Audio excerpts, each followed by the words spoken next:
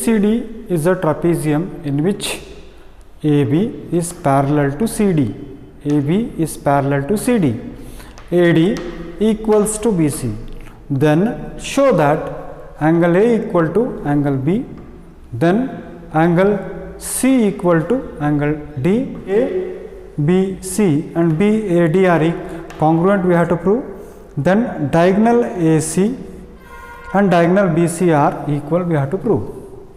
Very simple children, making construct C parallel to AD. छोटा सा construction मुझे करना पड़ रहा है.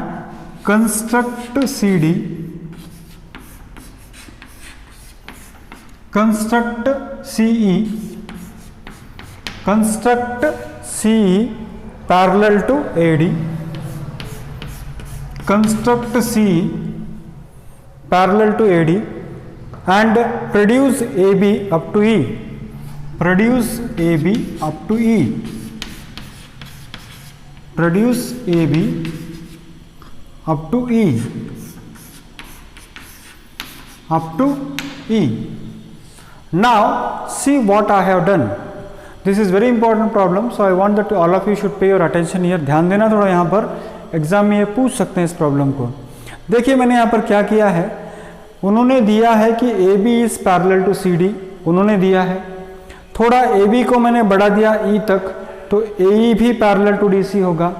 और already AD is parallel to EC, यानी ADCE quadrilateral where opposite sides are parallel, and if opposite sides of a quadrilateral are parallel, it becomes a parallelogram. So देखिए, I am writing that important point here. What I am saying here is ADCE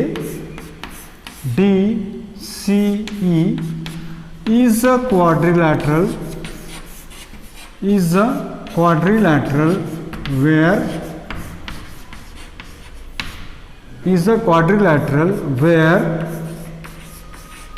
where AE is parallel to DC.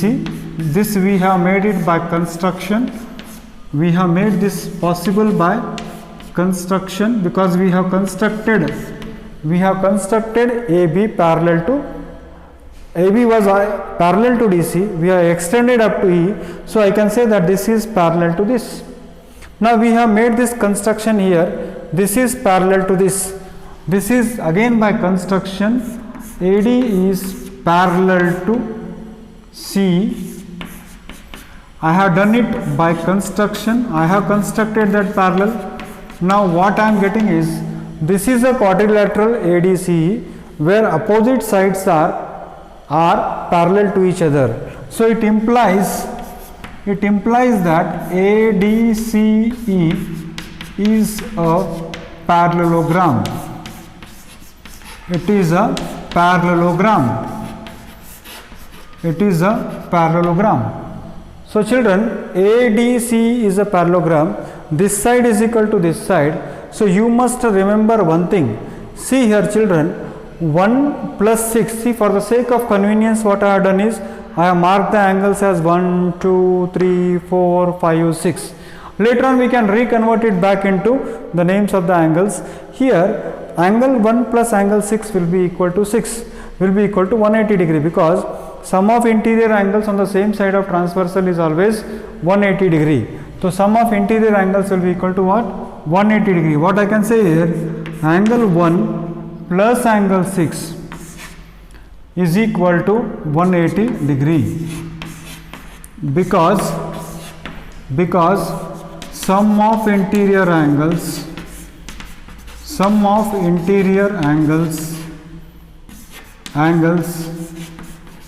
on same side of transversal, on the same side of parallel lines, you can say, same side of parallel lines.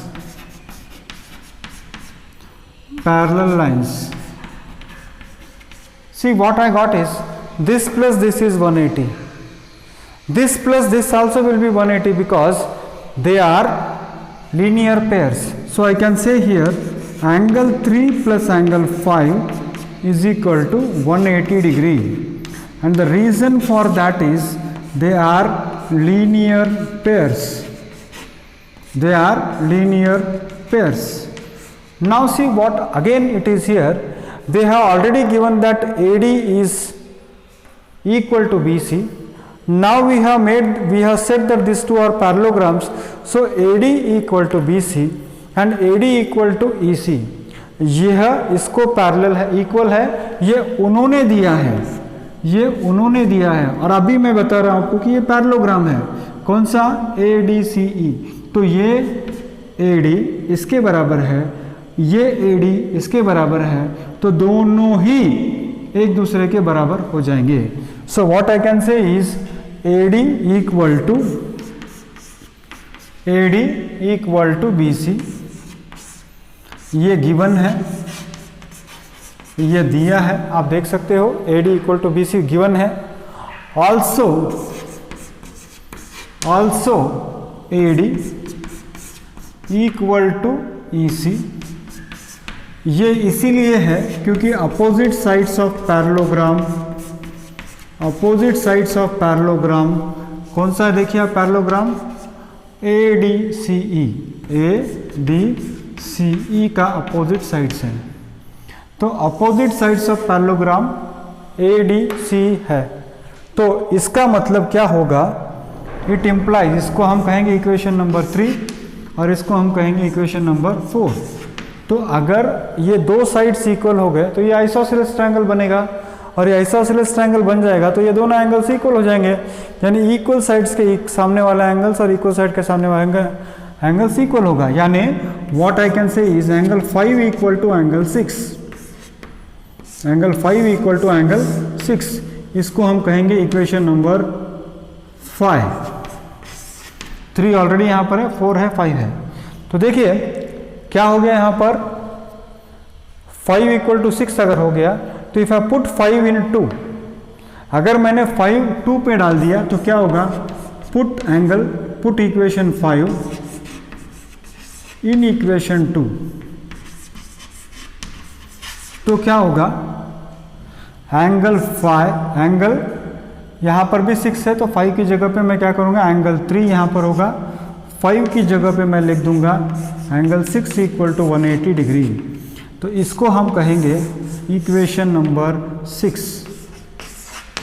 तो देखो फिर एक बार मैं आपको बता दूं कि this plus this is 180, this plus this is 180, but this two are equal, so I can say that angle 3 plus angle 6 is 180। Now compare equation 1 और इक्वेशन 6। इक्वेशन 1 बोलता है एंगल 1 प्लस एंगल 6 180 है, और इक्वेशन 6 बोलता है angle 3 plus angle 6 180 है। यानी दोनों इक्वेशंस के RHS इक्वल है, और दोनों इक्वेशंस के अगर RHS इक्वल है तो उनके LHS भी इक्वल हो जाते हैं।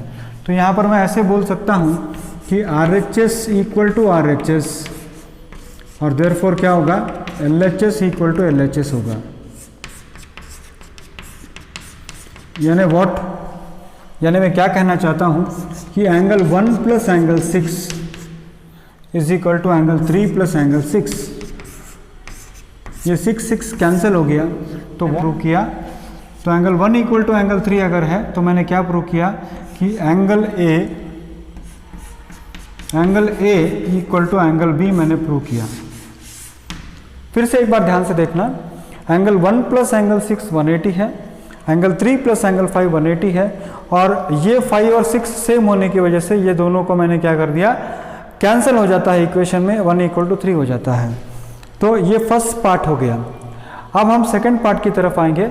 देखिए बच्चों, ये दोनों पैरेलल है, ये दोनों पैरेलल है, और अगर ये दोनों पैरेलल होता है बच्चों तो एंगल 1 प्लस एंगल 2 और एंगल 3 प्लस एंगल 4 दोनों 180 हो जाएंगे।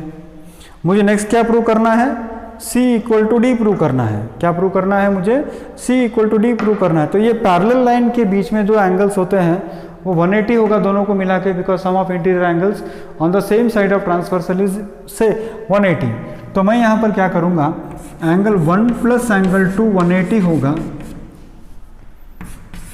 इसको हम कहेंगे, यह है इक्वेशन नंबर 6 हो गया, तो इसको हम 7 कहेंगे, इसको हम 8 कहेंगे। एंगल 1 प्लस एंगल 2 180 है, एंगल 3 प्लस एंगल 4 180 है। तो सिंपल है बच्चों, इसको हम 9 कहेंगे, सीधी सी बात है, this plus this is 180, this plus this is 180, तो राइट हैंड साइड दोनों के अगर सेम है तो लेफ्ट हैंड साइड भी सेम होगा। तो मैं क्या कह सकता हूँ कि angle 1 plus angle 2 is equal to angle 3 plus angle 4। मगर एंगल 1 और एंगल 3 क्या है? इक्वल है। एंगल 1 और एंगल 3 क्या है? इक्वल है। तो मैं इसको कैंसिल कर सकता हूँ, I can very easily cancel. और अगर मैंने कैंसिल कर दिया तो मुझे क्या मिलेगा? 2 इक्वल टू 4 मिलेगा। और वही तो मुझे प्रूव करना है कि angle C equal to angle D बताना है। तो एंगल 2 इक्वल टू एंगल 4, और एंगल 2 का मतलब होता है एंगल D, और एंगल 4 का मतलब होता है एंगल C, और यही मुझे प्रूव करना है। सिंपल सी बात है, this plus this is 180, this plus this is 180, so if RHS are equal then LHS has to be equal. So what I am doing is directly मैंने 1 और 3 को कैंसिल किया because angle 1 equal to angle 3। ये कहाँ से आया? आप चाहिए तो इसको आप कह सकते हो कि इक्वेशन छोटा 1 आप कह सकते हो। इसको आप क्या कहिए? फ्रॉम 1 हमको ये देता है गारंटी कि 3 और 1 इक्वल है।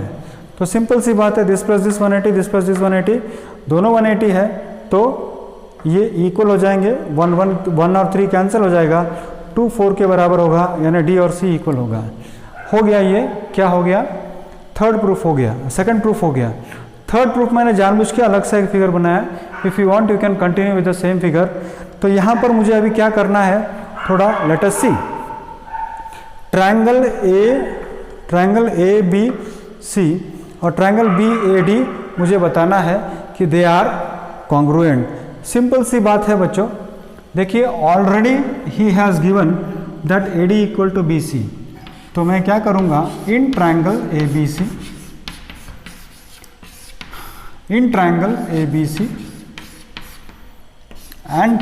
BAD, in triangle ABC and triangle BAD, I can say that AD equals to BC. AD equals to BC. If I want, I'll just write it as small equation A. And from where it has come? It has come because it is given to me. ये मुझे दिया है। Next क्या है? Side AB equal to side AB।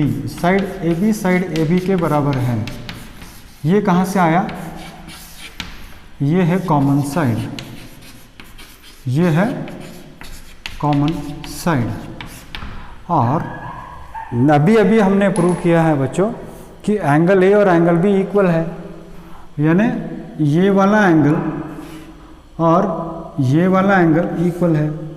यानी what I proved here is one side is common, this side is equal, and two sides and one including angle are equal.